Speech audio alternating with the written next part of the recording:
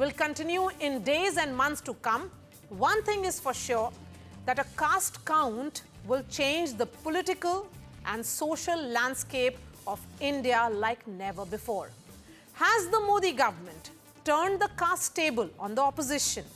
Can the Congress and the parties drive home the point among the voters that they have pushed Modi Sarkar into this decision? In the absence of a timeline, what next in caste count? And will the reservation now go beyond 50% pan-India? And what immediate impact will the caste census announcement have in Bihar assembly polls, which clearly will be the first political test for the Modi-led NDA? Joining me on the big fight tonight is Krishna Prasad, who is the TDP MP. We have Sujit Kumar, Member of Parliament of the BJP. Virendra Singh is Member of Parliament of the Samajwadi Party. Dr. Kalanidhi Veeraswamy is Member of Parliament of DMK, and Dr. Udit Raj is a senior Congress leader. I'm going to begin with you, Sujit Kumar. This appears to be driven by political exigency. What is the political exigency, an immediate one, if that has forced your hands into a decision of this nature?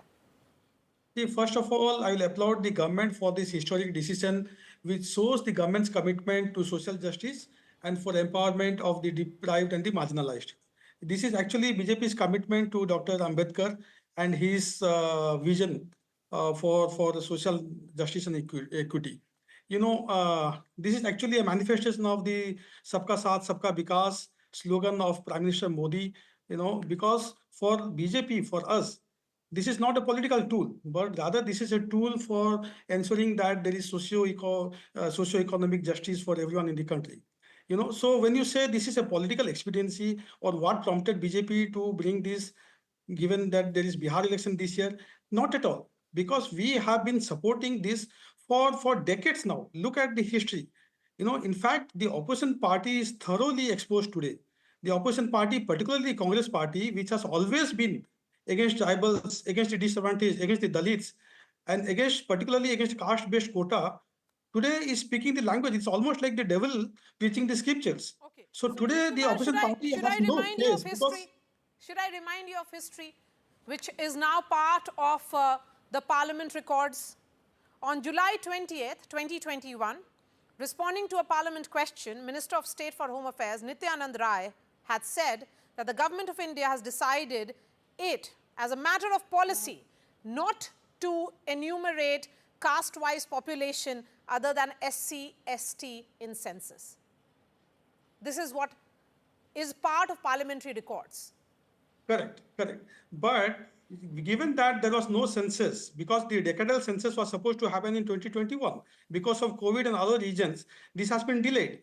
And because now the government has decided to make it as part of the decadal census and not do it in a non-transparent manner, as is being done by some of the opposition governments in some of the states, you know,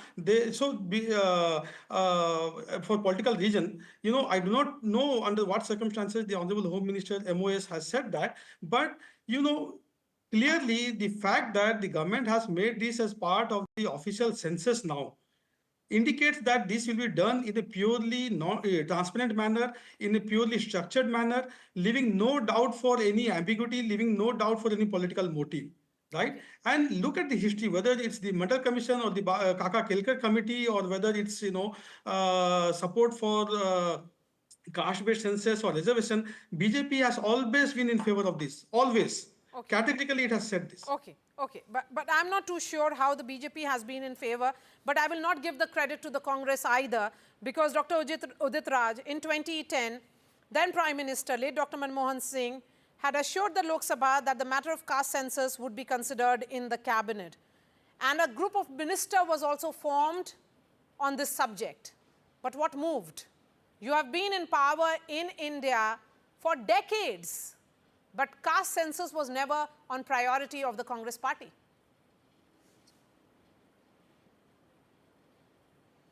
See, what happened in 2010, of course, caste survey was done. However, data was not out. Let me tell you that who opposed recommendation of Mandal Commission. It was BJP, and Kamandal emerged in opposition to Mandal. And who led it? Advaniji. Who was the manager of that campaign?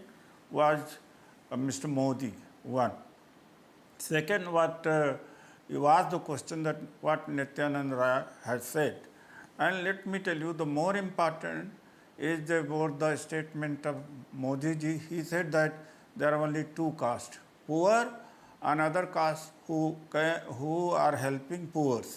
There are no other caste. No third line of caste, or there are no other caste except these two only. And of course, RSS chief Mohan Bhagwat has said that the caste census will divide Hindus, and they were so vehemently opposed to it. And let me tell you that that the Modi government has been pressurized. The way that Rahul ji was insulted on the floor of the parliament, and yet he said that you insult me as much as possible, but you will see that the caste census is done. Okay. And finally, Modi government has yielded. Okay. It is So, a victory Krishna of India Prasad, Alliance. as an It is a alliance victory partner of the BJP, leader. as an alliance partner of the BJP, would you say that this is a government which has, perhaps taken this move, understanding fully well its long-term political implications, the long-term social implications, but you have done it only because you understand that that's a reality of India. Across states, the caste narrative dominates every election. You see, what is happening is after independence, if you look at major decisions that are being taken by different governments, why important decisions regarding with respect to Jammu and Kashmir, with respect to equality of women,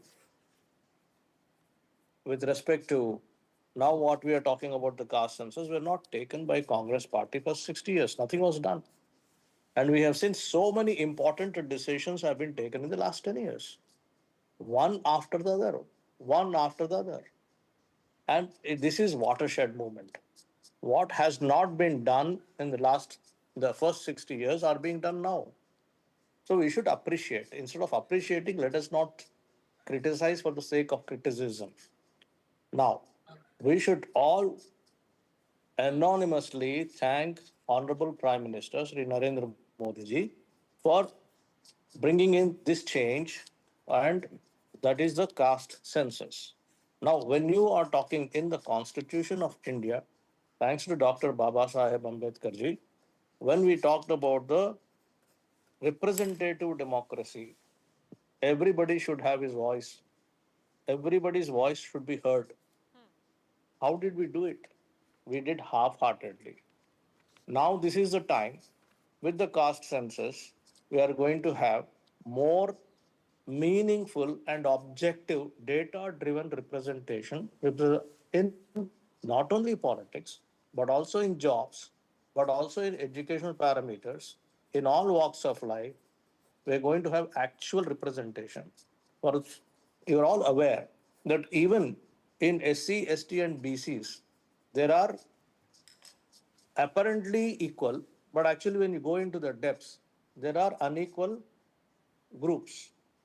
And those unequal groups are never given representation or opportunity to represent their own communities or groups. Now, this is the only opportunity where everybody in the society, every small section of the society will be given an opportunity to represent itself, its views, its opinions, and also get into the opportunities. Yes. The fact here is that the immediate impact would be perhaps felt in Bihar. Then there are states going to polls next year where the DMK and other parties will be trying to take credit.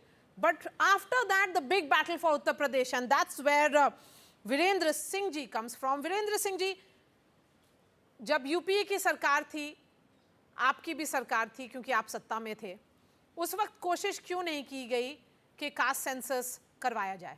Mulayam Singh Yadav का दबदबा था उस सरकार को चलाने में, तो क्यों नहीं ये कोशिश की गई कि जो कास्ट सेंसस है वो इंप्लीमेंट किया जाए? स्वर्गीय मुलायम सिंह यादव पार्लियामेंट के अंदर इस बात पर आश्चर्य व्यक्त किया कि जब सहमति होने के बावजूद ये कास्ट सेंसस क्यों नहीं हो रहा है। ये पार्लियामेंट में सबूत है। दूसरी बात मैं कहना चाहता हूं कि अपोजिशन के सभी लीडर्स इंक्लूडिंग हमारे राष्ट्रीय अध्यक्ष श्री अखिलेश यादव जी को मैं बधाई देना चाहता हूं कि जिन्होंने शुरू से अपने मैनिफेस्टो में इस बात को प्रमुखता से रखा कि देश में कास्ट सेंसस होना चाहिए, क्योंकि जातीय जनगणना होने से गरीबों को न्याय मिलेगा। क्योंकि लोहिया जी कहा करते थे कि जिसकी जितनी संख्या भारी उसकी उतनी भागीदारी। इस देश के संसाधन में सभी का हक है, सभी की हिस्सेदारी है। अभी तक न्याय नहीं मिल पाया है उन लोगों को। उस न्याय को दिलाने के लिए पीडीए बनाया गया और हम सब पीडीए के प्लेटफॉर्म्स के जरिए चुन करके सदन में आए हैं और हमारी मांग लगातार रही और उस मांग को समर्थन हमारे अपोजिशन के लीडर श्री राहुल गांधी जी ने भी पुरजोर तरीके से किया और हम सब चूंकि एक साथ गठबंधन में थे और सब ने मिलकर के कास्ट संसद की बात को आगे बढ़ाया और पार्लियामेंट के अंदर चैलेंज देकर के ये बात रखी गई कि इसी पार्लियामेंट के अंदर हम इसे पास कराएंगे। यदि आप नहीं पास करोगे तो फिर से पार्लियामेंट गठित होगा और उसमें हम लोग पास कराएंगे, लेकिन कास्ट सेंसस हम लोग जो है कि पास करा करके ही रहेंगे। लेकिन इससे भी अलग ये बात, इससे भी गंभीर बात यह है कि इस समय पूरा देश जो है पहलगांव की घटना से जो है दुखित है। वो चाहता है कि देश का प्रधानमंत्री कुछ ठोस कार्रवाई करे, लेकिन हमारे प्रधानमंत्री जी ने चालाकी से मुद्दे को डाइवर्ट करने के लिए कास्ट सेंसस की बात ला करके लोगों का ध्यान भटकाना चाहते हैं। ये बड़ी चालाकी से इन लोगों का जो है मुद्दों को डाइवर्ट करने की कला है और देश उसको देख रहा है। कास्ट सेंसस तो हमारी प्राथमिकता है, लेकिन हमारी प्राथमिकता देश की सुरक्षा भी है। उन लोगों को जिसके निरीह लोगों की जो है जान चली गई और इन लोगों का नारा था कि एक के बदले 10 सर हम ले आएंगे। पूरा देश इंतजार कर रहा है कि कब 10 सर जो है कि एक के बदले ले आएंगे। ये लोग कथनी और करनी में इनके बहुत फर्क है। एक शगुफा तो छोड़ दिए हैं कास्ट सेंसस का, लेकिन टाइमलाइन नहीं दिए हैं। लेकिन वो किस तरीका क्या होगा, ये किस तरीके से इसको इंप्लीमेंट करेंगे, कैसे जाति जनगणना करेंगे, जातियों को किस तरीके से न्याय देंगे, ये जब पार्लियामेंट के अंदर आएगा तो एक एक मुद्दे पर प्रधानमंत्री को जवाब देना होगा और तब जाकर के बात क्लियर होगी कि किस तरीके से इस देश में कास्ट सेंसस होगा और तब जनता को उनकी बातों पर विश्वास होगा। लेकिन क्योंकि जनता ने हमेशा धोखा खाया है, 15 लाख की बात करके लोग आज तक इंतजार कर रहे हैं कि उनके खातों में 15 लाख आ जाए। नौजवान बेरोजगारी की बात कि उसकी बेरोजगारी कब खत्म होगी, और दुनिया भर के ऐसे मुद्दे हैं जिससे लोगों को भरोसा नहीं है। What next becomes very, very important. I'm going to ask that question that you have raised. जो आपने सवाल उठाया उसका जवाब मैं भाजपा से पूछूंगी, लेकिन सबसे पहले मैं डीएमके के डॉक्टर वीरा स्वामी के पास जाऊंगी। Doctor Veera Swami, Prime Minister VP Singh, the then Prime Minister in the 1990s, had implemented Mandal Commission recommendations in December 1990, and then the reservation came in of 27% of OBCs in government jobs. What we had seen then was that the BJP shifted its gear from what it was earlier a Brahmin Baniya party to have a number of OBC faces, which included Kalyan Singh, Uma Bharti, both OBC loads. We have seen how the BJP in recent years, particularly under an OBC Prime Minister and Prime Minister Modi, has made that push for OBC representation, be it as Chief Ministers or in the Union Cabinet. Do you think this narrative really holds for you all to constantly say that the BJP is anti-caste? Greetings to everybody. See, I would like to clarify, when this Mandal Commission was implemented, you know which was the party that went on strike and the number of lives lost at that point in time. And they have consistently been saying that they are against this caste reservation. And you have also mentioned that it was in the parliamentary records where it was stated that the MOS home has said that caste census will not be taken. And also the Honorable Prime Minister in several speeches has made it very clear that this is something which is not going to be done. And they were saying that it will create communal clashes between the Hindus over here. But in Tamil Nadu, if you see, we have one of the highest reservations in the country, if not the highest, where 69% reservation has been done. If you look at the history of reservation in Tamil Nadu, it was identified by a survey that a certain given community was, which was only about 3%, representing 3% of the population, was having 97% representation in all educational and employment opportunities. So this is when, as early as 1920s, the reservation policy was brought in by the then Justice government, which was in power at that time, even before the pre-independence India. And the concept of reservation was brought in. And subsequently, we have consistently we've been asking for a caste-based census to be done, because only then, when you do a caste-based census, you will be able to see the reservation policies, whatever are existing in several states, whether they have reached the given community, and to identify what other communities are left behind, and to be able to give them adequate representation in further policies of this government. So even if you look at historically, like when after the DMK came to power in 2021, we had filed a case in the High Court asking for a 27% reservation for OBCs in medical college exams, and that was approved by the Madras High Court, and that has been implemented now. So if you see the history of the reservation policies, Tamil Nadu has always been, irrespective of whichever party is in power, either the DMK or the ADMK, we have tried to ensure that the adequate representation for all communities of the people are being given. And in fact, there was a decision where 10.5 reservation was to be given within a sub-community for the OBCs. But problem was that it was hastily announced by the previous government. But the central government was the one which came and fought it in the legal battles and said that this cannot be implemented. So to say that the central government has always been in favor of a caste census is something which I think is totally unacceptable. I feel that the government has been pressured. See, if you look at the census which was supposed to be conducted in 2021, which was not done, citing COVID, it could have been done in 23, 24, 25, anything. But they have surreptitiously pushed it so that the delimitation commission has said that the delimitation process, the exercise, can be done only after 2026 if a census is done. Okay. So if the census is done in 2023 or 24, they will not be able to do the delimitation process till the next census, which probably at the earliest will be in 2031. Okay. So the government is trying to see how they can bring the delimitation process by 2029, when they are going for the parliamentary elections. They are doing this to ensure that the number of seats can be divided, where the northern states will get more number of representation, and the southern states, where they are about around 19% now, will be pushed down to 14% of representation as a whole as members of parliament. Okay. So I feel this government is trying to see how they can get out of this kind of a sticky situation regarding the delimitation process. So they have succumbed to the pressures from all the opposition parties to make it look as if this government is doing something. So we'll have to wait and see. See, just doing a caste census is not going to be the end of problems. Because once you come out with the census, the government has to come out with certain policies, Yes. certain reservations based on that study. Whether this government will do that or not. Yes, that point that has been made, that point that has been made by Dr. Veerasamy, particularly to do with what next, because you have not given a timeline here, Sujit Kumar.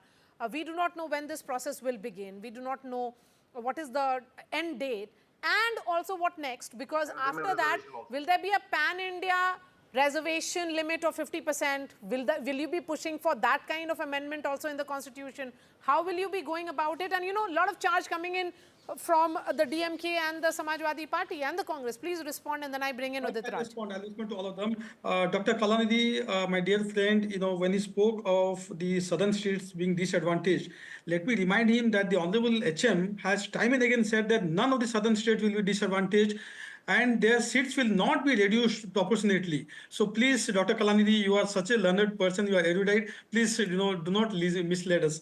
And I'll go back to Let us not get the Birendra Singh ji, you said agenda that the government is deranged. trying to divert attention from the Pahalgam issue and has brought this at this juncture to divert the attention of the nation.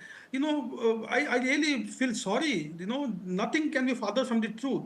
This is the government. This is a party which stands for the policy of nation first. And let me assure you and the entire nation that there will be a befitting reply to Pakistan, which is the real perpetrator of this massacre. Okay, so there is no question of diversion of attention. There is no question of this being linked to the Bihar election. At any point of time, there will be some election somewhere in the country. There are 28 states and many union territories. This is why we have been advocating for one election. When you say that BJP is doing it to benefit itself. So at some point of time, there will be election somewhere, and Bihar election is still 7-8 months ahead of us. So this has nothing to do with Bihar election, nothing to do with diverting of attention. And also, Birendra Singh ji, when you said that there was all-party consensus during the UPA regime, what stopped Samajwadi Party from pulling out of the government? It was an important ally in that coalition, in the UPA 1 and UPA 2. What stopped you? If you felt that caste census was not being done by Congress or by the ruling coalition, you could have pulled out of that government. Okay, and Udit Raj ji, let me get a quick response from Virendra Singh ji on that. Why didn't you pull out of the government if you felt that despite an all-party consensus, it was not implemented? And then he could respond to that. Just give me 30 seconds. I would like to reply to Udit Raj ji. I have great respect for all these panelists. They are all eminent social and political leaders. But Udit Raj ji, RSS has said categorically in September 2024 that it is supporting caste count provided it is not misused for electoral reasons. It is supporting caste count if it is used for socio-economic justice. So please don't tell us that RSS has not supported or is not supporting caste count. Mandal, Jan Sangh was part of the Janata Party government in 1977. It supported Mandal Commission report. In VP Singh's government in 1989, it was BJP, the next avatar of Jan Sangh, was supporting the VP Singh government from outside. It supported the Mandal Commission report to be implemented. So, please don't mislead us by saying that, Mandal Commission was not supported by BJP or that RSS is anti-reservation and anti-caste. In fact, BJP is the party which has always, respected the constitution. One view is that your government has actually sat on the findings of the 2011 census. Yeah, he didn't answer that. Did you actually not reveal the data which was so critical? Of course, that was done because of Lalu Yadav and Mulayam Singh Yadav being part of that government. What about when you came to power in 2014? Could you have revealed the data? Sujit Kumar. Oh, sorry, is this for me? Yes, that's for you. Yeah, see, in 2010, there was a group of ministers that was in favor of the caste census, okay? And we had the decadal census in 2011. So the caste census could have been very much part of the decadal census in 2011, which the then government led by Dr. Singh didn't do, obviously because of political reasons. Obviously, they didn't have the courage, to do this. This government, led by Prime Minister Modi, has the courage to say that caste census will be part of our census whenever it is due. You asked me what next, please wait for the details to come out. Okay, let's because wait of for COVID the details to come out. In the meanwhile, two direct questions. First to Virendra Singh, why didn't you pull out of UPA, and then Udit Raj. Go ahead, Virendra Singh ji. Better I should quit it because you just unnecessarily you making me to Udit say. Raj ji, 10 second का दे दीजिए time. बस वीरेंद्र सिंह जी आपके No, सहयोगी हैं. this is not fair. Virendra Singh जी बोलिए. Not fair. Virendra Singh ji. It's not fair. In fact, what happened, I couldn't complete in between you. Sir, I'm coming to you. Then you'll Gave get a all the chance to time. other one, Virendra and Singh of ji. course, others are being given 2 Yes. times, 3 times. No, I'm coming to you, sir. Virendra Singh ji. Madam, इस सरकार के कई मंत्रियों ने समय समय पर इस तरीके से बयान दिया है, चाहे वो सपोर्ट करने वाली पार्टियों के लीडर रहे हो या वरिष्ठ मंत्री रहे हो. कई मंत्री तो ऐसे कहे हैं कि जो कास्ट की बात करेगा उसके पिछवाड़े पर लात पड़ेगा. ये शायद रिकॉर्ड पे है. और जो छोटे छोटे जो और दलें हैं जो जिसके सपोर्ट से भारतीय जनता पार्टी टिकी हुई है, वो सारे लीडरों ने कास्ट सेंसस को माना है कि नहीं, कास्ट सेंसस होना चाहिए. तो क्या मोदी जी से उन लोगों ने कि समर्थन खींच लिया?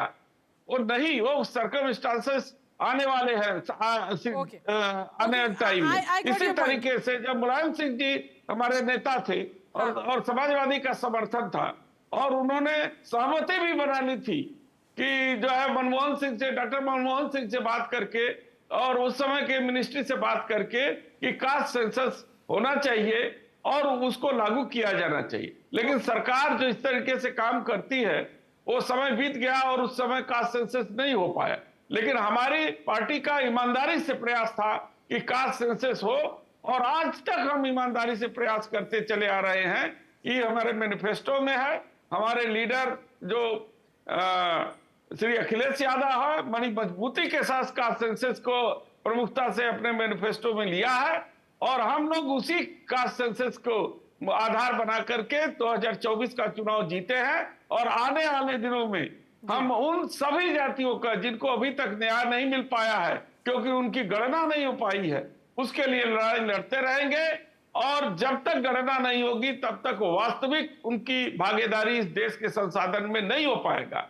ये समाजवादी की अपनी सोच है और विचारधारा है। इसलिए हम इस लड़ाई को मजबूती के साथ लड़ेंगे और सदन के अंदर, सदन के बाहर प्रधानमंत्री को स्पष्ट करेंगे कि वो टाइमलाइन दे और ठीक तरीके से वो कैसे इम्प्लीमेंट करेंगे, इसके बारे में स्पष्ट करें देश को। जी, ये हम बताना चाहते हैं आपके माध्यम से। जी, You was very pertinent question that was about removing the cap of 50% reservation.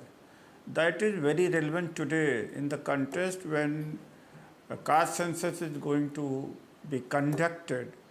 If a cap of 50% is not removed, then what advantages it will have for OBC? One. And let me tell you, nowhere in the Constitution there is a cap, but it was the judgment of M.R. Balaji in 1962 that made a cap, and that was also repeated in Indira Sahni's judgment. So what happened in Bihar? Already caste census has been done. In a way, caste census has been done, and the people are trying to confuse that BJP government or Mr. Modi government has done in wake of Bihar election, but it's not like that. Bihar की सरकार ने census कराया था और वहाँ क्या Patna high court में कोई गए, बीजेपी के सपोर्टर ही थे, रोकने के लिए, वहाँ से नहीं रुका, अभी सुप्रीम कोर्ट में पेंडिंग पड़ा हुआ है। अब वहाँ पर 65-64% रिजर्वेशन कर दिया गया है। अब कास्ट सेंसस का मतलब, तो ओबीसी कास्ट सेंसस का मतलब यह है कि उनकी भागीदारी बढ़े। जब 50% ही आरक्षण की सीमा रहेगी तो फिर क्या फ़ायदा होगा? तो Modi government must answer this also, and since yesterday I haven't heard any clarification from the government that what are they going to do about removing the cap of 50%. One, and secondly that why is it so Congress के सरकार में ही OBC को लाभ मिले। 1992 में 16 दिसंबर 1992 में supreme court का judgement जब आया कि मंडल कमीशन की सिफारिश से लागू होना चाहिए, तब भी कांग्रेस की सरकार थी। मंडल सेकंड 2006 में जब अर्जुन सिंह जी एचआरडी मिनिस्टर थे, हायर एजुकेशन में ओबीसी को रिजर्वेशन मिला। ये दो मेजर जो अधिकार मिले ओबीसी को कांग्रेस के समय में ही मिले। आज लाखों लोग डॉक्टर, इंजीनियर, टीचर, प्रोफेसर है। 2006 के में जो रिजर्वेशन हायर एजुकेशन में ओबीसी को दिया गया था, उसका भी विरोध बीजेपी ने किया था। यही नहीं, ये तो कास्ट सेंसस के इतने खिलाफ थे कि दुनिया में कोविड पूरे दुनिया में फैला, but no country could postpone census, a population census, except India, and citing the example that there was a epidemics, that because of that it could not be conducted. But the real reason was that if they were postponing, perhaps Modi government was trying to dilute the issue, that once it's diluted, then of course they will conduct the caste census. But when they could see that it is not going to be diluted, Rahul Gandhi ji is there, India Alliance is mounting the pressure of the government on the government. So under the compulsion they have agreed, but modalities are to be still discussed, that what are the information they are going to collect, that it has to be seen that how many COs, OBC COs are in corporate houses, in Yes. of course many the investment also, that whether they have investment in industries or startup, etc. All these data should be collected. Then it will be a Right. meaningful caste census. Okay. And let me tell you, if all will be given representation in resources of the country, governance of the country, our consumption will increase. Once our consumption will increase, automatically our economy will be large. Why our economy is not getting larger? The reason being, most of the people are having meager income. So meager income people or poor people cannot buy so many products unless until buying capacity or purchasing capacity of the common people or OBC and SC/ST increases, our economy will never touch Okay. the developed economy. So that it Okay, is in the since you have- interest of the country, Udit Raji- it is in interest of the nation that caste census is conducted. Okay, since you have raised the issue of corporate sector and private sector, is that what is coming next is the big question, Krishna Prasad.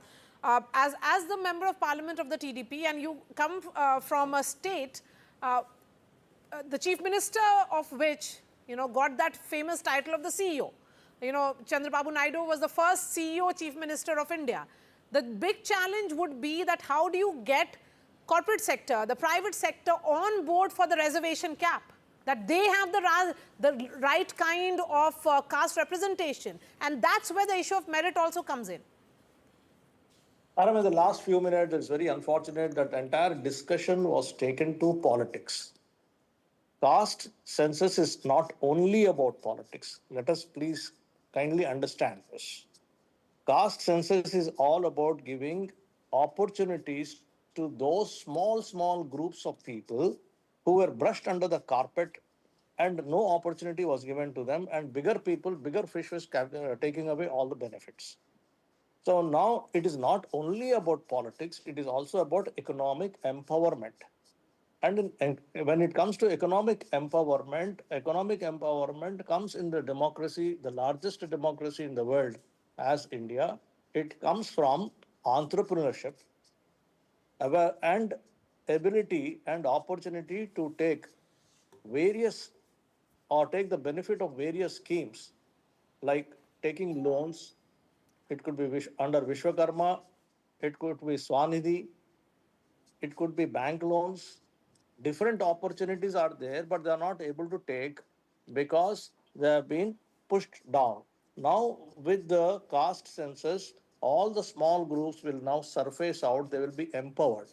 Now, when it comes to Andhra Pradesh, with our able leader, Mr. Chandrababu Naidu, who has recently started a program called P4. Under P4, what he said is public, people, private partnership. So typically what we talk about is public-private partnership. So he added another P, that is the people. That is, people should also participate in this partnership, P4, wherein 10% of the top of the society, top 10% of the society should do the hand-holding of the bottom 20% of the society and bring them up above the poverty line. So this is the thought process. And in this, the top 10% is where the industry or the corporate is going to participate. So not only CSR, more than CSR, there is a bigger role for the corporate. There is a bigger role for what he calls as the people who can take the role of doing bigger participation in the overall development of the society. That is they will come and adopt certain families in the villages and do the hand holding and take them up.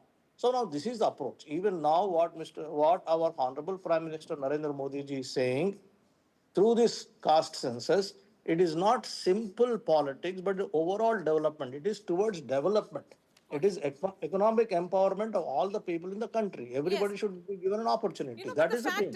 but the fact is, sir, that caste is a major socio-political fault line of India, and that influences, voter choices. It influences mobilization, and it also influences alliances. That's the fact of caste Exactly. in India. While we are talking about that, why are we not talking about what is in surprise for women in the caste census? If we want to talk about politics, what is that we are going to see in the delimitation? How many seats are going to increase and where? And how many seats are going to those unrepresented sections of the society? So even in politics, there is a kind of a bite, there is a cake, there is a piece of bread for everybody. Okay. So that is what is important. Okay, that's a point well taken, Dr. Kalanidhi, that if there is a caste census, then we'll know about data about all the other blocks as well. And that should be a welcomed move. Why has this been linked to delimitation the way you are seeing it? No. See, I made it as very clear that there was two different issues. One is the caste census, and the other one is the delimitation. Because when you're talking about the caste census, when you're talking about the census, forget about the caste census. Are they going to do it before 2026? They are That is two the question. different things, Because don't you think? the Delimitation Commission has made it very clear that only after 2026, whichever census is taken, based on that, the delimitation process should be started. And I am accusing the union government, the present BJP union government, that they have delayed the census process so that it will be done in 2027 to face the criteria set by the Delimitation Commission of 2002. So that is a different issue. But when you're talking about the caste census, we all welcome that. In fact, we have been demanding for this because even if the state does survey, that is not legally accepted even in the courts. So it will be struck down by the courts when some decisions are taken based on state-conducted surveys. So the union government doing a caste census becomes very imperative for any kind of policy decisions on reservation or trying to give them some kind of an upliftment policy. So if you're looking at poverty, like Mr. Teneti was saying, if you're looking at poverty, you can see that in UP, the poverty is about 20%. In Bihar and Chhattisgarh, the poverty is about 25%. In Gujarat, the so-called Gujarat model of the Honorable Prime Minister, poverty is in the range of about 10%. Why is it that certain section of society is being marginalized, whether it is being done intentionally or not? It is left to anybody's conjecture. And if 10% of the people are left behind where they are below the poverty line, we have to identify who those people are and try to see how we can give them policies. Because if you look at the South states, Mr. Teneti also will agree that most of the South states have a poverty ranging between 0.5 to 2%, not more than that. Whereas in the so-called most developed state of Gujarat, where the GDP is almost similar to that of Tamil Nadu, you will find that the poverty rates are alarming. Why is it so? So has anybody addressed these things? Why did the Prime Minister, who was the Chief Minister for such a long time over there, was unable to do that? And why is it that under his Prime Ministership, his state has such huge poverty and nothing is being done? So we have our own assumptions that this is being systematically done to a certain sections of the community where they are kept poor. So we have to identify who these people are and try to bring in more reservations Help or us understand. handholding. And answering your question about private sector, how they can be encouraged to take in certain reserved communities for employment, I would say you provide them with education. You give them a right to education where we have a policy. You say that these communities which have been neglected, they should be ensured that they are given adequate education and they are trained adequately so that they will be able to find a job. It is not that if you get a reservation policy like how they tried in Haryana, it is going to become a disaster. So you try to educate the people and make them employable so that they will get employment, and you bring opportunities, employment opportunities, which the government has failed. Unless you have employment opportunities, why will you get a job? Okay, I have just 30 seconds both to Dr. Udit Raj and Krishna Prasad. Krishna Prasad, 30 seconds to you first and then Dr. Udit Raj.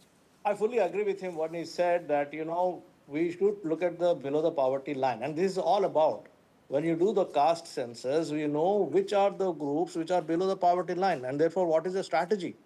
The strategy of the central government and the strategy of the each state government. You will have to identify them. It is a time to identify. And once you identify, then what is your economic empowerment strategy? Please come out with that. You have an opportunity now. Please do it. Okay, economic empowerment opportunities is before us. That is the big challenge. And perhaps that is what can ensure a society which we are aiming for, social justice here. Dr. Udit Raj, quickly, 30 seconds, and then the last word will go to Sujit Kumar. Please go ahead. See, the people may see in the contest of who's a gainer, who's a loser, whose politics, who's going to be benefited politically or not going to be benefited. Above all, I see it that it is going to be good for the country. Every section will get opportunity to get representation in mainstream, in governance. That is more important, and definitely will improve or increase the buying power of backward people when they will be assimilated, included in resources and governance of the country. And resultantly, it will increase our GDP, our economy will be larger. That is what is going to happen if it is really done in sincere and honest manner. Yes. Not that there is something inside and something outside. Okay. I would urge Modi government that Modi government is honest, conducting the survey, and Sujit timeline is also declared. Sujit Kumar, quickly. Well, see, the only objective for the government to collect caste data is to ensure that every section of the society have their due rights. You know, BJP is the party which had brought in 10% EWS reservation for the economically weaker section. You know, even for the poor amongst the unreserved category. So, you know, we did it without causing any social upheaval. So for us, caste census has nothing to do with politics and everything to do with socio-economic justice, everything to do with living to the vision of Dr. Ambedkar, and Dr. and Gandhiji. You know, for both of them actually advocated social justice, and BJP is the party which is doing it without any electoral expectation whatsoever. Yes, so we certainly hope that affirmative action programs are likely to be impacted by this, but the entire exercise should be conducted in a transparent manner, and that will define how India moves ahead. Thank you so much for joining us on this edition of The Big Fight. Krishna Prasad Trinity, Sujit Kumar, Virendra Singh, Dr. Kalanidhi, and Dr. Udit Raj. On that note, we are slipping into a short break. Coming up would be Union Minister Ramdas Athawale.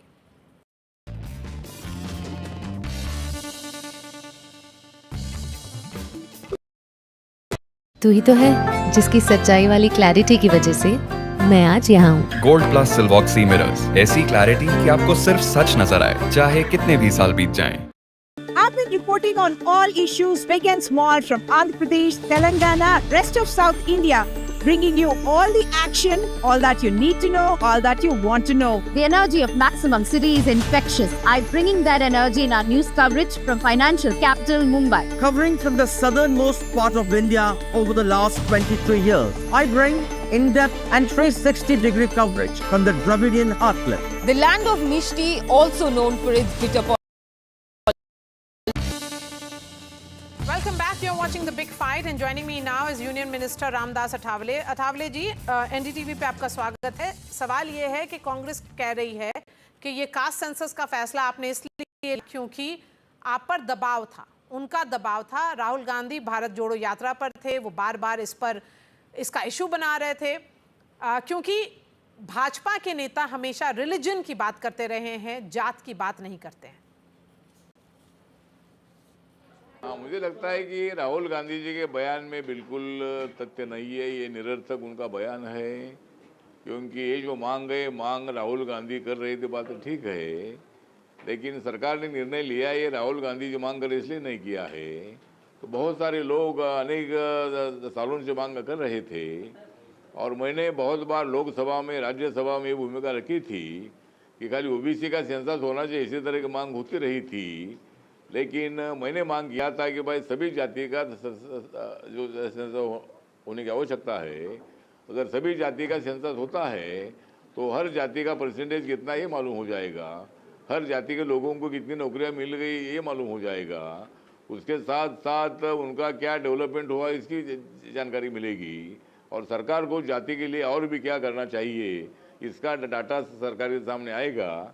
इसीलिए मुझे लगता है कि माननीय नरेंद्र मोदी जी सरकार का निर्णय बहुत बड़ा रिवोल्यूशनरी है, क्रांतिकारक निर्णय है, और पूरे देश को बहुत ही बड़ा राहत देने वाला ही निर्णय है, और देश के विकास को गति देने वाला ही निर्णय है। तो राहुल गांधी जी मांग कर रहे थे, इसलिए बिल्कुल निर्णय नहीं हुआ है। राहुल गांधी जी को हमारा सवाल है कि तुम्हारी सरकार थी तब कि क्यों नहीं आपने निर्णय लिया था। बहुत बार हमने मांग किया था लोकसभा में, तब भी आपने मतलब इसके बारे में निर्णय नहीं लिया था। तो राहुल गांधी ने यात्रा निकाली और वहाँ उन्होंने मांग किया, वो तो खाली ओबीसी की मांग कर रहे थे। लेकिन नरेंद्र मोदी सरकार ने सभी जाति का सर्वे करने का, सेंसस करने का निर्णय लिया है। इसलिए राहुल गांधी जी जो बयान दे रहे थे झूठा बयान है, और माननीय नरेंद्र मोदी जी का मैं स्वागत करता हूँ, उन्होंने बहुत बड़ा निर्णय लिया है। लेकिन रामदास जी, ऑपोजिशन का तो ये मुद्दा रहा है।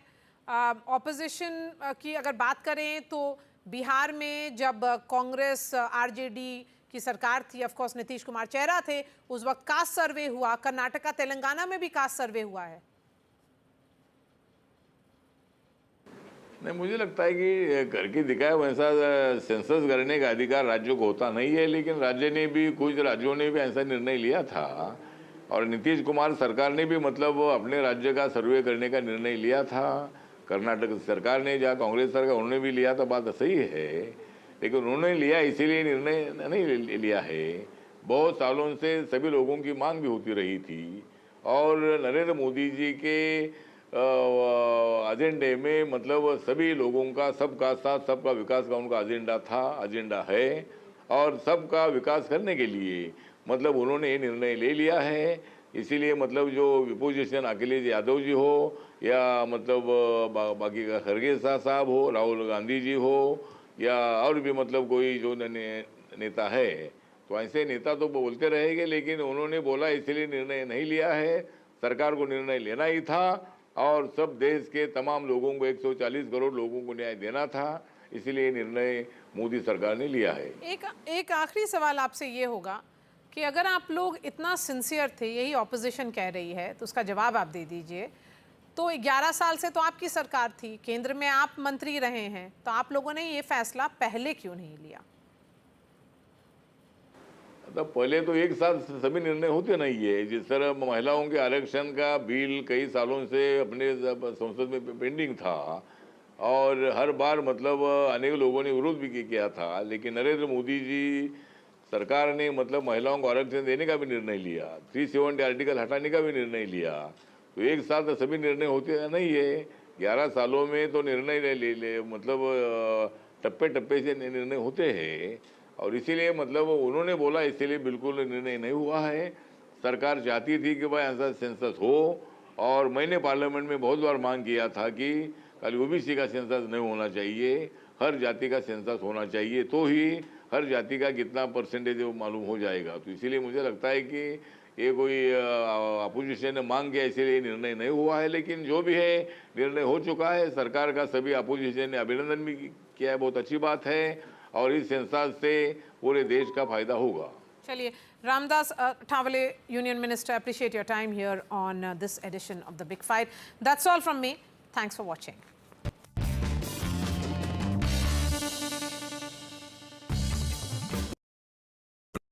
In today's interconnected world, India's voice is more crucial than ever. When India speaks, the world listens. At NDTV World, we are that voice, bringing you intelligent and insightful news from India and beyond. From geopolitics and diplomacy to economic shifts, migrations, tech disruptions, and the stories of our diaspora. We cover the news that shapes our global future. NDTV World, your new home for global news is here. If it matters to you, if it matters to you, if it matters to you, it matters to India. It matters to India. And it matters to me. And it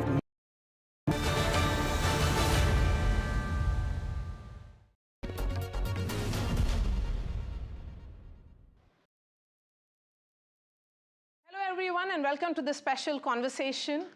The Union Cabinet yesterday made the big announcement of the caste census. The first big implication of that will be felt on battleground Bihar. And we have Union Minister and LJP Chief Chirag Paswan with us. Chirag Paswan, thank you for speaking to NDTV. What do you think will be the impact of this decision which has been taken by the government, your government, on Bihar? Well, why to talk only about Bihar? I don't understand, because the opposition is trying to create this narrative that this decision has been taken just for the elections happening in Bihar. I mean, a national level census just for Bihar. If we were to do this, we would have done it before Lok Sabha elections. But then this was the need of the hour. It was much needed. And Bharatiya Janata Party and all the ally partners together in collaboration, we were working on it for the longest time. You know that I have been very vocal about this. I have said this repeatedly on n number of platforms that, that it is needed. A caste-based census is needed. And we need to have those data with the government, you know, when you formulate policies concerning the weaker section of the society, you need to have those numbers with you in hand. But we never had that. The last time we had the census was almost 100 years back. In 1931 we had this, and since then we don't have any data. So it was needed. It was the need of the hour, and this decision was taken only and only on the basis of keeping the emotions of the majority of the people who wanted this to happen, just on that basis. Caste is a reality of India. You know, we come from a state. Sad reality. Yes. But the Congress says, and the entire India bloc is saying, be it Akhilesh Yadav or Tejasvi or other parties, that they have forced the hands of the BJP and the government, because right. BJP invariably has been non-committal on the issue of caste census. Right. And when they had this opportunity, why didn't they do it then? I mean, I am surprised at how everybody is running to take this credit, including Rahul Gandhi ji, Lalu ji, Akhilesh ji, all these opposition parties, they are running to take this credit. What for? You also had an opportunity. You could have done it when you were there in power. I mean, of all, Rahul Gandhi ji will take this credit. For the longest time after independence, it was your party which was in power, and forget about Prime Minister coming from your party. You have Prime Minister, three Prime Minister coming from your family. You could have done it then. Why didn't you do it then? During Manmohan Singh ji's time in 2010, a GOM was formed to take a decision on this. Why didn't you do it then? Lalu ji is talking about it. You yourself, Prabhu, you were the chief minister of my state. Why didn't you do it then? Akhilesh ji was chief minister. His father was there. His party was there in power. Why didn't you do this survey that time? And a census at the central level, why didn't Congress do it? Now they are running to take this credit. They know that they have always used it as a political weapon, and now that weapon's gone. In 2021, in fact, July 20th, 2021, responding to a parliament question, MOS Home Affairs, Nityanand Rai, who also comes from Bihar, had said that the government of India decided it as a matter of policy not to enumerate caste-wise population other than SCs and STs in census. So this has been invariably the stand of your government. Not invariably the stand, but definitely maybe one of the thought processes. But then you grow and you mature, and you really have to respect the emotions of the people, you know, and gradually, and is the reason why Bharatiya Janata Party and each member of Bharatiya Janata Party, each MLA, they supported it when this survey was done in Bihar under the leadership of current Chief Minister Nitish Kumar ji. They all supported it there. And then, yes, on regular intervals, my Prime Minister do take these opinions, take these suggestions, you know, that is it really needed and what are the reasons why we should do this. And I think this was going on for the longest time, and this decision has been taken just to support the concept of inclusive politics. You know, when we talk about Sabka Saath, Sabka Vikas, we talk about Sabka Vishwas also. And this generates that Vishwas that every section of the society is included when it comes to the development of the country. Last question to you. Your father was a strong votary of social justice and equality. And he had also spoken about need for reservation in private sector. Many are saying that this is perhaps beginning of that debate, good or bad.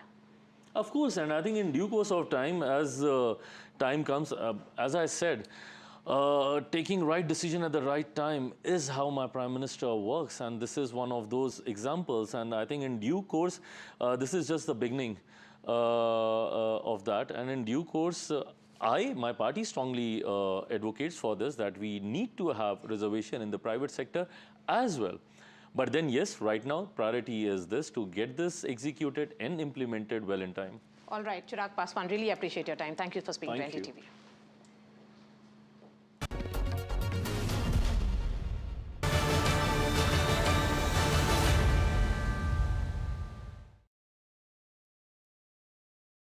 Caste enumeration should be included in the forthcoming census.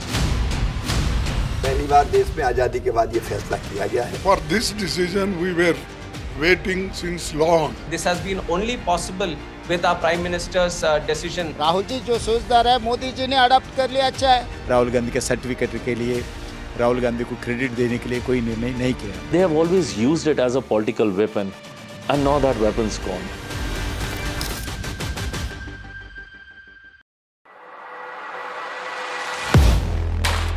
Do you really know the company you invest in? What is the real picture behind presentations and claims? Is the outlook as rosy as the company claims? Know Your Company, powered by NDTV Profit Research, shines a light on the biggest stock market movers.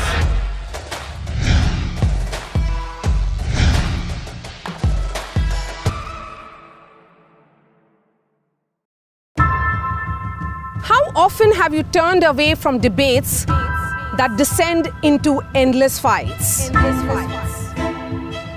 We bring you a show where every question is answered, where every debate finds its resolution, where every story finds its conclusion, where opinions collide but facts prevail, where stories unfold with insights and trust. When the noise ends, the last word begins.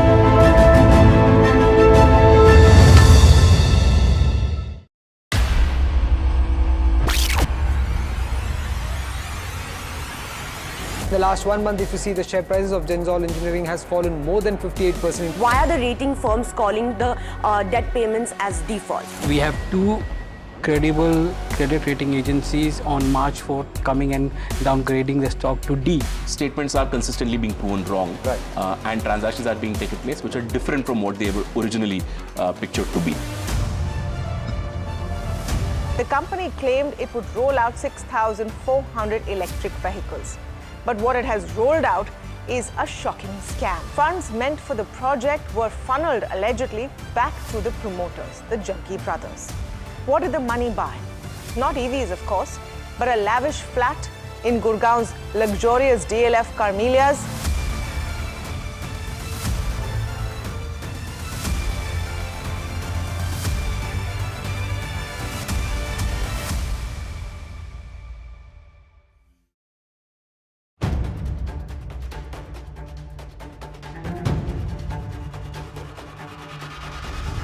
If it matters to you, if it matters to you, if it matters to you,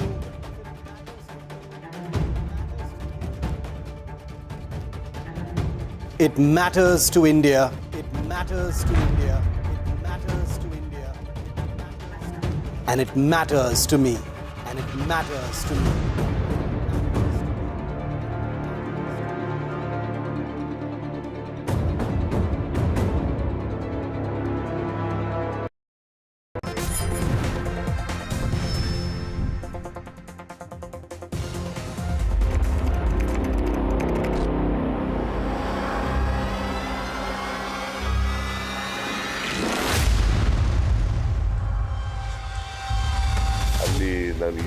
ನಡೆದಿದೆ ಅಂತ ಗೊತ್ತಿಲ್ಲ ನನಗೆ. Rowdy sheeter ಆಗಿದ್ದ ಅಂತ ಹೇಳ್ತಾರೆ. ನಾನು ನೋಡಬೇಕು ಅದನ್ನು. ಇನ್ನು ಅವ್ರನ್ನ ಕಳಿಸಿದ್ದೀವಿ, ಕೂಡಲೇ ಅಲ್ಲಿ ಹೋಗಿ ಇನ್ನೊಬ್ಬ ಏನಾಗಿದೆ ಅಂತ ನೋಡಬೇಕು. Whatever steps that we need to take to see that people who are behind this, they should be arrested, they should be apprehended, they should face the force of law. Hindus are not feeling safe in Karnataka under Siddharamaya's tenure.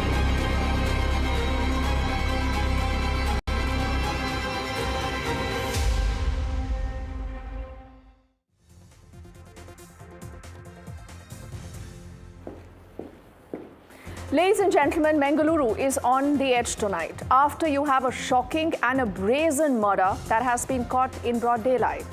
His name was Suhas Shetty. He's a 30-year-old right-wing activist. I want to bring up certain images as we have this conversation and tell you more about what's happened. And if you just look at this particular image right now on your screens, where we've tried to look at different aspects of these attackers, they're already numbered as 1, 2, 3, 4. Agencies tell us that there could be anywhere between 4 to 6 people involved in this attack. Brazen, dastardly, and without the fear of the law. But I want to tell you a little bit more as we stay with these images that you see on your screens. The man called Suhas Shetty was a 30-year-old right-wing activist and the prime accused in another case. Now, that is a 2022 hate crime killing of Mohammad Fazil. And he was brutally hacked to death by a group of men in a bustling area. The time, in fact, of that CCTV footage that just played out was close to about 8:30 p.m., not even very late. So you will see a lot of people around there. And clearly no one wants to come out and help, but that is one part of the story. But the other part of the story is the brazenness, the audacity of these attackers. The horrific attack is captured on camera. And this, as expected, has sent shockwaves throughout the coastal district, in particular, throughout the entire state of Karnataka, reigniting fears of a communal unrest. We've seen a lot of heavy police bandobast throughout the day in particularly those areas, and those are images up on your screens, with Karnataka's top cop also closely monitoring the entire situation. The BJP's leadership has issued some very, very strong condemnations. The VHP has called for a bandh, and this chilling murder, remember, follows another recent tragedy that we are talking about. I want to tell you more about Ashraf, and those are graphics now that I want to bring up on our screens to tell you more of why this is not an isolated case. Now, right now, you have more details, so why is Bengaluru tense? And if you look at the timeline, May the 1st is when Suhas is murdered. He is murdered, but he's also an accused in another case. And as all this is happening, just few days ago, there was another murder from the state of Karnataka, and that was of Ashraf. And I want to bring out more details also of that man called Ashraf before we open this up and get you the latest as far as the investigation is concerned. In fact, we will play out these graphics in just a moment. And I want to tell you about the lynching of Ashraf, a mentally ill man from Kerala. But like on your screens, you're looking at the entire timeline now of a lot more such incidents that have been captured, and why this is a web of murders that has now shocked the state of Karnataka, and why there are questions of law and order being raised. I want to see if we can put out these graphics that you see right now on your screens on the big wall, and that's going to be Newsnight's Deep Dive.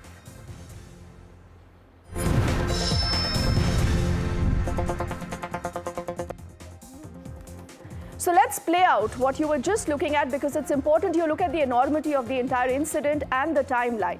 Now, this man, Suhas Shetty, is no more. He's been killed in the Bengaluru attack that happened on Thursday night. That is the first. But let's get you the backstory. Why is this the beginning of a lot more concern? Now, he was a pro-Hindu worker accused in another case of Fazil, who was also murdered. So he was one of the prime accused in that case. Let's quickly move that out to more details that will continue to flash on your screens. He was earlier released on bail in 2024. And this is the checkered past that a lot of people today from the state of Karnataka are talking about.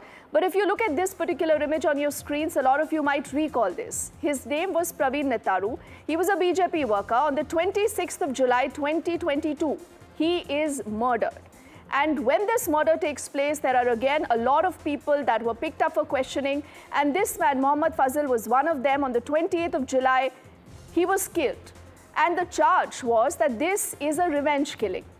But then on 27th of April 2025, A man, in fact, named Ashraf that you see on your screens, he was lynched over some pro-Pak slogans. So you have seen a series of these incidents that do raise questions of law and order, and that is the reason why when you see all these details coming in together, the BJP says that Siddaramaiah is losing his grip. But what is the truth and what is the investigation leading towards so far? Let's open this up. We've seen a huge BJP versus Congress fight, and I want to introduce first up our guests before we get on our straight questions again on that big story. We'll just take a moment to get them on our screens, and I'll say good evening to Brijesh Kalappa, who's representing the Congress on the panel. Also, Sanjay Sahaji is a former ADGP of Karnataka, and I'm told that he has a very strong opinion on the entire issue. Vijay Prasad is representing the BJP on the show, and Ashutosh Srivastava is an advocate of the Supreme Court. Gentlemen, thank you for your time. Let's bring up our straight questions so that our viewers know what exactly our focus is and what we are talking about on the show. The first straight question that's going to be up on your screens, and that reads, was this a targeted killing or this was an isolated case? Again, pending an investigation, we can't say much. Let's bring up our second straight question as we are looking at all developments on the story so far. Can the murder be justified even if he's a known criminal? Because I've heard a lot of people today saying that, listen, he was a rowdy sheeter, he had so many cases. But even then, does a broad daylight murder like this, can that be justified? The third straight question now on your screens, and then we'll play out the entire CCTV footage once more. Is Siddaramaiah losing control? String of such incidents, a lot of other issues that Siddaramaiah is dealing with. Is he now not in charge of what's going on in his own state? What about the BJP? Is the BJP now also exploiting this for their political gains? They sense an opportunity, so let's play politics. We'll ask the BJP that question also in just a moment. This brings us to our final straight question that's on your screens. Are rising communal tensions a growing concern? There should be a concern for everyone. Who's responsible? Who's accountable? We'll begin by taking our first response from Brijesh Kalappa on all those questions, and I want to request our team to put out those CCTV footage right now, which is on the screen. Brijesh, when you look at this, is there no fear of law in Karnataka? See, I think that's not the right question to ask, because Karnataka is indeed a peaceful state, and the BJP has consistently tried to project as if the state is, completely gone to dogs. This they did during the D.K. Ravi episode. They also did during the Ganapati episode. And this is typical of the BJP because whenever there is a dead body lying somewhere, the BJP only can think of politics. And this has been typical of their political stances in Karnataka from time to time. And we also know that as far as the D.K. Ravi episode, which the CBI came to be involved with Ganapati, which also the CBI came to be involved with, the state government has not been targeted at all. The report has completely, cleared the state government, or rather, even then, the Siddaramaiah was there as chief minister, of any misdoing or wrongdoing. The same thing happened during the Saujanya episode. And again, during Praveen Nettaru's death. Praveen Nettaru, as you know, died during when the BJP was in power. So why do they now say that the Hindus are not safe during Siddaramaiah's time? Why don't they ask themselves the question? Don't they have mirrors in their home to look at their own faces and ask themselves the question, the way if the Hindus were unsafe when Praveen Nettaru's body was found lying? So I think this is a question which the BJP must ask itself. Okay. And rather than making, wild allegations, and more importantly, I think the morale of the police ought not to be a casualty in a political war.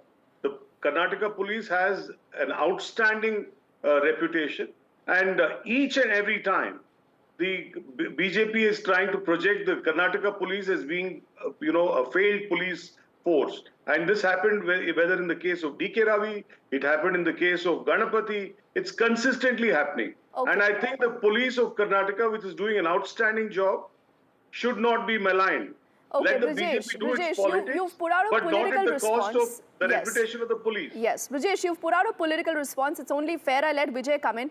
But I want to take just 10 seconds of your time, Brijesh, to ask one more important question. Because ever since I've heard the comments that have come in from different leaders, who represent the Congress in the state of Karnataka, a lot of them first tell us, listen, he was a rowdy sheeter. He had so many cases against him. Does that justify this broad daylight hacking of a man, of any man in your state? Does that justify it? No, I'll straight away tell you, whether he was a rowdy sheeter, whether he was the worst criminal in the world, whether he was even worse than Osama bin Laden, he does not deserve a death like this. Let me be very clear, nobody, other than after following due process, if the court were to give him the death sentence, yes. But nobody has the right to take another's life, and anybody who has taken his life has to pay the price for it.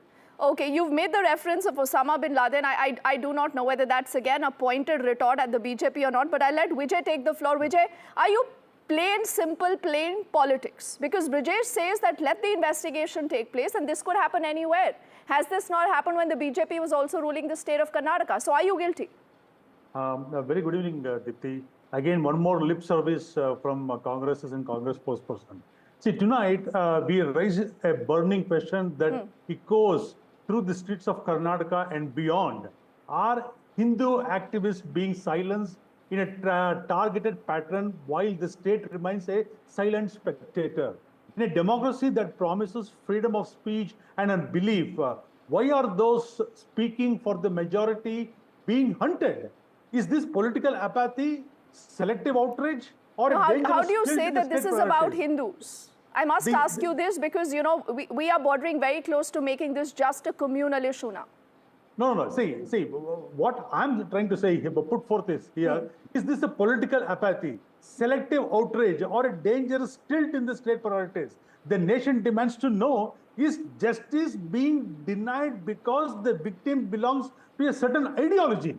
See, tonight, again, we want to confront a chilling truth that Karnataka cannot ignore anymore. See, the targeted killings of Hindu activists, the erosion of public safety, and government that seems to be more interested in optics than justice. In the last 2 years, we have seen activists being murdered, law and order being crumbled, and communal tensions are simmering. Yet the ruling establishment, in this case, the Karnataka Congress government, remain mute, numb, and disturbingly indifferent. I want to ask if Brijesh Kalappa, is this government, is this governance to surrender or surrendering to the chaos or the jihadi element? See, is the government deliberately silent because the victim did not fit their Congress's narrative? And most importantly, Deepthi, is Karnataka on the verge of becoming a state where ideology determines whether or not? Vijay, I think you must also be very cautious of not making the same mistake that Brijesh, you know, you're alleging Brijesh and his party of doing it. You know, is this really not just about law and order? I know that Brijesh wants to come in. So before I get in both Sanjay Sahai and Ashutosh into this, Brijesh, take another 10 seconds to respond to what you've just heard from the BJP. No, I'm really appalled. I wish the BJP spokesperson came with a little more preparation. Because he just came here, prepared some speech. No, Vijay, let him complete. Vijay, let him complete. Let him complete, please. Then you can counter him one by one, please. See what? See, you try to say. Vijay, please pull back. Let him complete. Let him complete, Vijay. I'm requesting you. In the state where you are ruling. Vijay, not the time to play politics. Not the time to provoke, please. Let's listen into what Brijesh has to say, then you can counter him. Go on, please. See, I've been on television now, Deepthi, for over 10 years. And this is a humble request to the BJP spokesperson. Please come prepared. Please listen to what the Congress is saying, then respond. Don't come with a prefix speech and then make it straight away. This is not a political rally. This is a television debate. People want to know what your point of view is. Okay, gentlemen, why are we making this personal? I mean, there are hard questions. These are hard questions, Vijay and Brijesh, that need to be answered. Unless you don't want to answer it, please don't get into these personal tirades. Brijesh. Complete your point. No, I was only saying that not a single thing he said had any response to what I had said. Not a single thing. So I wish there was something he said, because I spoke about Praveen Netaru. Praveen Netaru's death took place during a BJP regime. How is he now saying that the Congress alone is responsible for, Hindu activist workers? Was Praveen Netaru not a Hindu activist? So these are questions which I think the BJP must ask itself. and not just come with prefix speeches and say, okay, doesn't matter what the Congress says, doesn't matter what the anchor says, I am going to say this and be done with it. This is not the way These killings are happening under your own government nose, Brijesh. Okay. It is not happening you know, in the this street. Brijesh versus Vijay can continue, but I want to get in both Sanjay and Ashutosh here. Sanjay ji, because you do understand how the police works, you do understand these political compulsions that you've heard from both the sides, the BJP and the Congress and the Shosa. Tell me something. A case like this, a CCTV footage like the one that we have seen, does that not raise questions on law and order, period? Yeah, so it raises questions on law and order to the extent that it has happened in broadly what you call as a broad daylight, and when the police presence supposedly needed to be there. What I would like to put on record is if the response of the police had been on time, or if it was on time and they were able to avert the situation based on the technical evidence or CCTV, what was available there, it would have been a different situation. To save face, at least at the present moment, the additional DG who is camping there, they say that they have already identified the victims and they are on a hot chase to get the victim. I will try to make one piece of information to this audience is that the coastal Karnataka has been on communal tinderbox for, I think, decades together. I was the ASP there in 1992 when we had the post-Babri Masjid incident. So broadly carrying on from there, now you are talking about Praveen Netaru. I'll take you a little further in past. And from 2015, I can give you a number of incidents with murder of gangster Madhur Yusuf. Then 2016, we had Ashraf Kalyani, Sharat Madiwala. 2018, we had Deepak Rao, Abdul Bashir. And between 2020 and 2021, a large number of criminal cases. So this politicization of crime, I think it is the worst thing which is happening in this country. And everywhere it is just a selective outrage. So as far as the rigmarole battle with communal overtones is to be understood, I think this particular district has had this.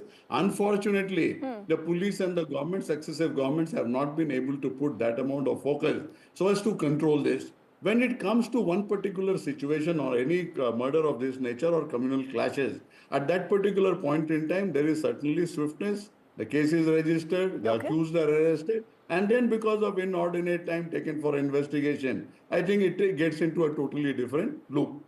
With regards to somebody coming out on bail, and Suhas also on bail, and that particular point in time, police certainly needed to be much more vigilant, and this sort of a lapse is generally not accepted. Absolutely, So and broadly, heads need to roll. Heads need to roll, and we want to know what is the status of these people, because if you just look at the CCTV footage, it is chilling, it is disturbing, Brijesh, at the same point.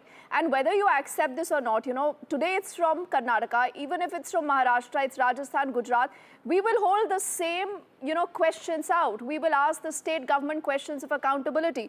But Ashutosh, as we'll also put out more details of the timeline, because the sense one gets when you listen into different responsible individuals from the state of Karnataka is that there is a timeline. A lot of these are retaliatory killings. Ashutosh, because you're also an advocate, legally speaking, how is the case looking like to you? Who's obfuscating from their duty? See, definitely, it's a very serious law and order situation there, and this is a very serious concern. And now, when you say that he had many other criminal antecedents or whatever, but that cannot be a reason for the death of anybody. So nothing. He was an accused, and he was facing the trial, so he was not convicted also at the same time. So obviously, I think if the state police has failed or it is not able to do the further investigation and to catch all those offenders who are responsible for whatever has happened, then in that case, even under Section 6 of the Delhi Special Police Act, it can be transferred to CBI by the consent of the state, and the centralized agencies can do the investigation in further details and find out the reason of such a heinous crime which has taken place in the broad light in the city. So this is a very serious issue, and I think it will be referred to the courts also. Maybe it will be referred to the High Court or maybe to the Supreme Court to take cognizance and to have the judicial investigation in the matter if nothing is coming out with the state police. So I think state police will have a lot of responsibilities at the moment to find out the truth and to take immediate actions against the offenders who have done this kind of heinous crime, that too in front of the CCTV. Otherwise, it will create a lot, lot of loss in the eyes of the people, and can also question the trust of the people in the government. That is true. Considering the law and order situation. Yes, Ashutosh, you and Sanjay ji make a lot of important points when it comes to policing, law and order. Brijesh, will you concede that the policing perhaps there needs an overhaul? It can't just be a political response to what you've heard from the BJP or anyone else so far. Someone needs to be accountable for what's going on. And can you tell me how many people have been nabbed so far in the case? No, I'm not aware. I'm not a police officer. But I can tell you, as far as this case is concerned, this is certainly a war between the Hindutva forces and the PFI. And as you know, the PFI has been banned. Who banned the PFI? It's the central government. No, you're saying this is a war between the Hindutva forces and the PFI. Is that the official Congress response, Brijesh? No, it seems so, because Praveen Nettaru's murder leads to Fazil's murder. Then Fazil's murder leads to this murder. So I think, logically speaking, it must be so. It seems so, whether it's the official Congress response or not. But Brijesh, is it fair to sit and make a television like this, a comment like this in a television studio without perhaps, investigating it? I think that is where the government possibly is jumping the gun. Vijay, quickly, I'm not the government. I'm not the government. As in the Congress, you're representing the Congress in Karnataka, yes. I will take from my knowledge, no, there has been a lot of conversation, and we must tell our viewers, Vijay, briefly, that there has been a lot of conversation about the PFI, the role of the PFI in previous murders also. What happened? Vijay? No. Here, Deepti, I would take only exactly 10 seconds. I want to make some important statistics here. The crime statistics don't lie. Hindu activists are being murdered with alarming regularity. Not isolated incidents, but a clear trend. And what is the government doing? Instead of taking the law and order, they are withdrawn. Okay, now here the crux. Let us come to the statistics portion here. This is the statement signed by the ineffective, inefficient, fit for nothing, useless Home Minister of Karnataka, Dr. G. Parameshwar. He has clearly said on the floor of the House that 2,897 rowdy sheeters case has been opened since they came back to power in 2023. So what is your charge, Vijay? What is the charge? And at the same time, he again makes one more statement on the floor of the House, which leads to this kind of incident. 6,622. No, you're saying that the State Home Minister made a point that has instigated this? Is that the charge now you are leveling? Exactly. See, this is what I'm coming. I will take another 5 seconds. This is exactly the reason. 6,622 rowdy sheeters has been released. And these rowdy sheeters are freely roaming in the streets of Karnataka. And this is the inefficiency of the government that has led to this kind of initiative. And at the same time, Vijay, I think you must also be equally responsible when you make such a grave charge. See, police stations, Dipti, police stations have become a Congress party office. Police stations, once a bastion of law. Now, come on, I don't know why we say this, Vijay. I will just let Brijesh respond in 5 seconds to that charge. Limited time, but I have to get Brijesh to counter that. Brijesh.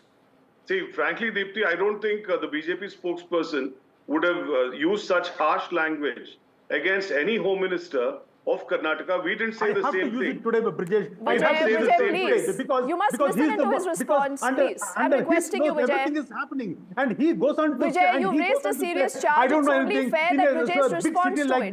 Please pull back. Vijay, please pull back. Vijay, I'm requesting you, please pull back. Please listen into what Brijesh has to say. Yes, Brijesh. I don't think any person would have used such harsh language, but for the fact that Mr. G. Parameshwar, a very learned person, is a Dalit. right? And this is Please don't bring in the caste angle here. Brijesh, this is the last platform for you to bring in. Imagine the story is about law and order, and the story has traveled to religion. The story has now traveled to the caste don't bring in the angle. religion here. It's unfair. It's unfair, both Vijay and Brijesh. I'm running out of time, but I still want to give the last 5 seconds to Sanjay Sai ji before we close this conversation. Sanjay ji, when you listen to all these alibis from politicians, what is it that you want to tell them? That political policing has become our fate and destiny. Unfortunately, we have been put on a board wherein we talk about crimes related to the government or the opposition party. Crime should be totally unrelated, and it is unrelated. It is the camouflage and the smoke screen which we create. That is vitiating the whole atmosphere. Coastal Karnataka, Dakshin Kannada, I know for last 33, 34 years, has been a communal tinderbox even much before I went there as a assistant superintendent of police. And all throughout, the governments have not been in a position to break this sort of a class environment or a communal environment and bring in peace to the particular area. See, what is important today for the political class to sit down with those cases, and I have enumerated large number of cases, whether the cases have reached their logical conclusion, whether it's convicted, not convicted, what is the nature of bail, whether there is oversight involved, what is the nature of... Okay, but Sanjay ji, all the more reason, I think, for governments and perhaps for opposition parties, wherever they are, to be equally responsible and mature before they make such comments. I'm thanking Brijesh, Sanjay ji, Vijay and Ashutosh for their time as we'll continue to track that story and the investigation. Let's quickly also get you Newsnight's parting shot.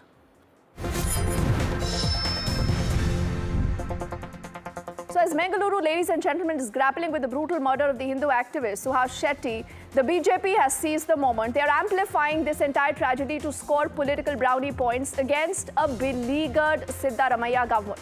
With dissent brewing within the Congress's own camp, the Siddaramaiah DKS rift that continues, to simmer. And remember the alleged corruption allegations also swirling the Karnataka stands at a volatile crossroads right now. Now, the BJP clearly is waiting in the wings as a political party ready to strike, but what is important is that there is justice. And prevent, not politicize, is all that we will say as we will wrap things in this edition of the news with a promise that we'll see you again on Monday. Good night.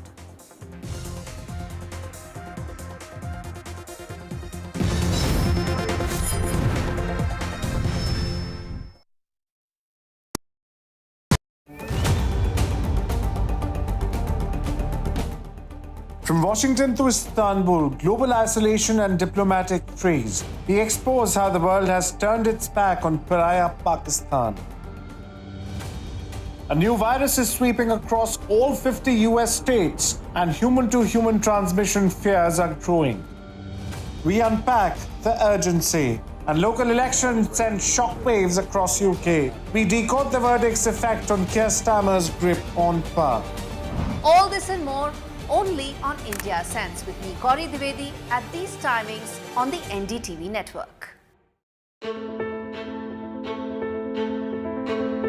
News is not just headlines, it is what impacts you.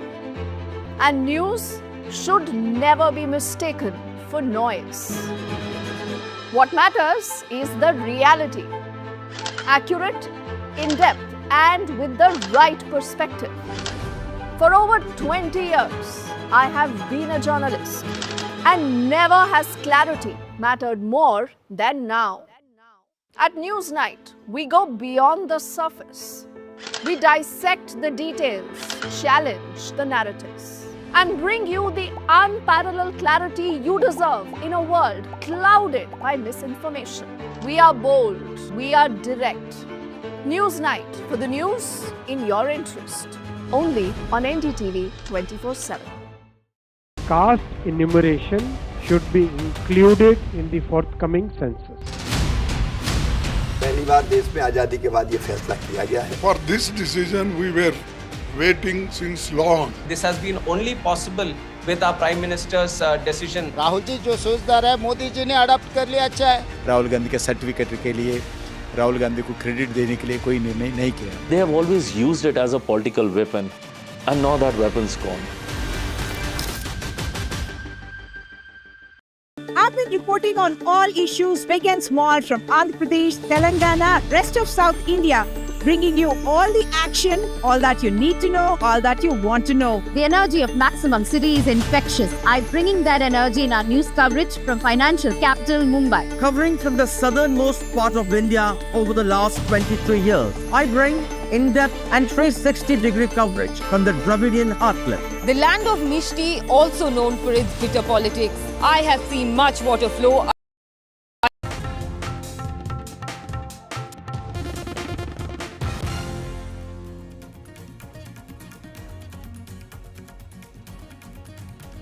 Charanjit Channi, the former Chief Minister of Punjab, questions India's surgical strike in reference to Balakot attack. BJP, in the meanwhile, slams the pro-Pakistan mindset of the Congress party.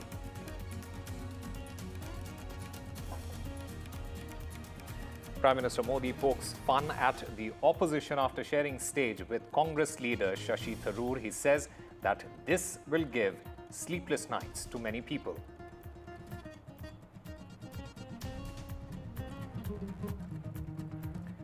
Bollywood veteran Anil Kapoor's mother, Nirmal Kapoor, passes away at the age of 90.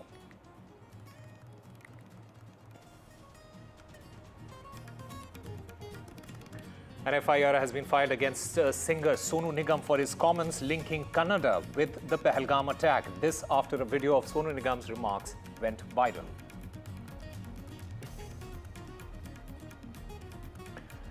And Australia goes to polls on Saturday. The incumbent Labour Party, led by the Prime Minister Anthony Albanese, faces the Liberal National Coalition, led by Peter Dutton. Polls suggest a tight race.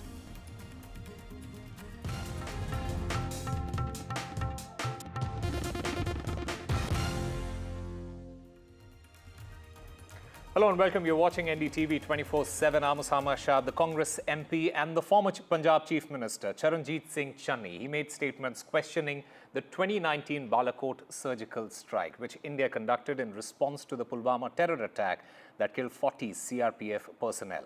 Channi reportedly said, and I quote, the government said we did a surgical strike on Pakistan, but nobody saw it. Nothing happened, no surgical strike was visible, nobody knew about it, unquote, implying a lack of tangible evidence for the operations.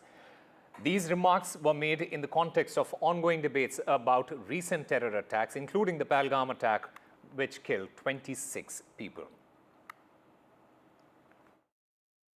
हमारे देश में आकर कोई बम गिरे पता नहीं चलेगा।